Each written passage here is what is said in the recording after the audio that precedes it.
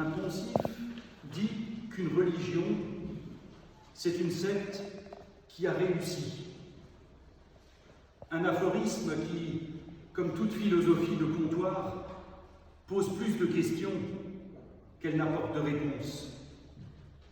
Il faudrait s'entendre d'abord sur ce qu'est une religion et sur ce qu'est une secte. Vous le savez, on trouve de tout dans l'Église. L'histoire de l'Église est marquée à la fois d'oppression et de sang d'un côté, et de combat pour la liberté et la justice de l'autre. On connaît tous cet autre poncif qui dit que celles et ceux qui vont à l'Église ne sont pas meilleurs que les autres, comme si on ne le savait pas. On trouve de tout dans l'Église, comme partout ailleurs.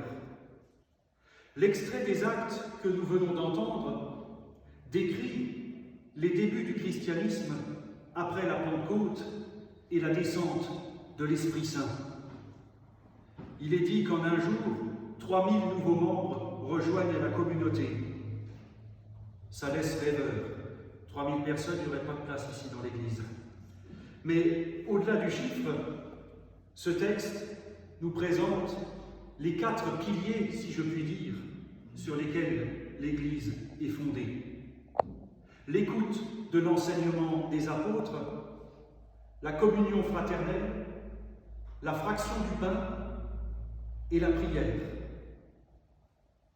Une religion est une secte qui a réussi, dit-on. À la lumière du texte des Actes et du Nouveau Testament en général, on peut en conclure que le christianisme et à sa suite l'Église ne sont ni une religion, ni une secte. Une religion implique une croyance, des rites et un mode de vie particulier. Une secte est une fraternité close, oppression des consciences, avec la prédominance d'un gourou qui se veut tout-puissant. Or, le christianisme et l'Église, même si dans leur forme ont pu basculer d'un côté ou de l'autre, ne sont dans leur essence ni religion, ni secte. Cette Église est composée de femmes et d'hommes venus d'horizons différents, avec leur passé, leurs qualités, leurs défauts et les croix qu'ils portent. Une communauté de femmes et d'hommes qui ne se sont pas choisis, mais qui, lorsqu'ils se réunissent, attestent d'une présence, d'une foi, attestent de la rencontre de Jésus-Christ qui a changé leur vie, faisant de la foi non pas une croyance, mais une fidélité et une suivance. Notre présence ce matin témoigne que dans notre vie, il se passe quelque chose qui a plus d'importance que de rester au lit, faire du sport, ou pire, faire ses courses. Les Actes nous disent que l'Église n'est pas par elle-même. Elle ne peut pas être son propre centre, se prêcher elle-même. Elle n'est pas un but en soi et sa propre fin. L'Église advient lorsque des femmes et des hommes se réunissent pour recevoir une parole, partager le pain, vivre la communion, qui n'est pas simplement relation de bon voisinage, mais conscience que nous avons à être là, les uns avec les autres et les uns pour les autres. L'Église n'est pas par elle-même.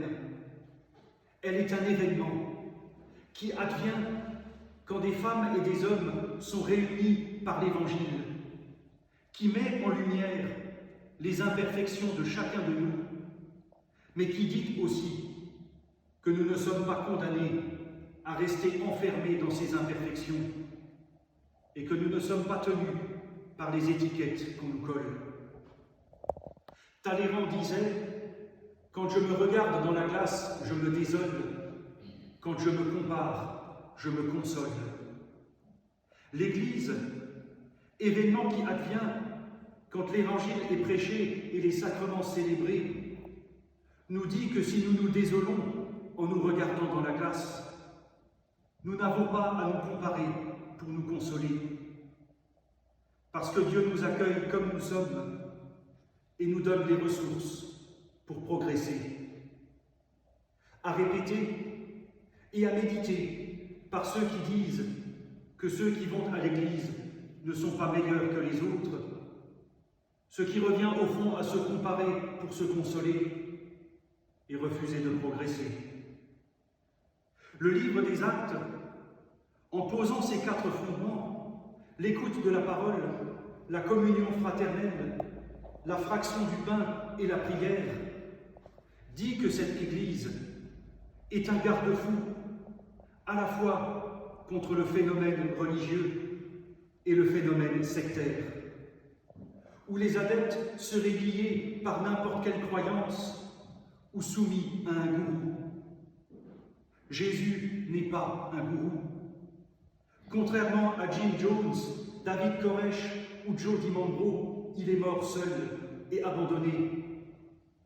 Il n'a demandé à personne de mourir pour lui et n'a pas emmené ses disciples avec lui. Mais Jésus a posé une parole qui libère de toutes les croyances, de toutes les superstitions. Une parole qui dit qu'un rite n'est pas un acte magique, mais qu'il exprime en gestes et en symboles ce que nous ne pouvons pas dire avec des mots. Jésus-Christ a posé une parole qui nous libère du pouvoir de toutes les idoles, qui nous libère du jugement des autres et qui nous enseigne que nous sommes appelés à communier à la même humanité. Les actes nous rendent attentifs à quelque chose de fondamental. En fondant l'Église sur l'écoute d'une parole éprouvée, plus que sur le charisme et les lubies de quelqu'un. En fondant l'Église sur la fraction du pain, donc sur le partage, sur la communion fraternelle, donc sur la relation, et sur la prière, donc sur le fait de se décentrer. Les actes font de l'Église un événement qui dépasse largement le cadre de nos bâtiments, de nos paroisses et de nos institutions. Sur votre feuille de culte, vous avez une photo prise lors de notre dernière fête paroissiale, début du mois de juin. Nous devons être conscients que dans ces moments de convivialité et de rencontre, nous sommes autant Église que lorsque nous nous retrouvons le dimanche matin. Les actes nous rendent attentifs à fonder une Église qui englobe l'humanité et surtout qui ouvre des pistes pour créer un avenir à l'humanité. Parce qu'elle a besoin, et peut-être plus que jamais, d'une parole, de partage, de relation et de se décentrer. Nous nous posons la question de l'avenir de nos paroisses.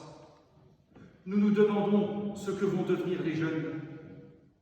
Nous sommes inquiets de la guerre aux marges de l'Europe et des conséquences du réchauffement climatique.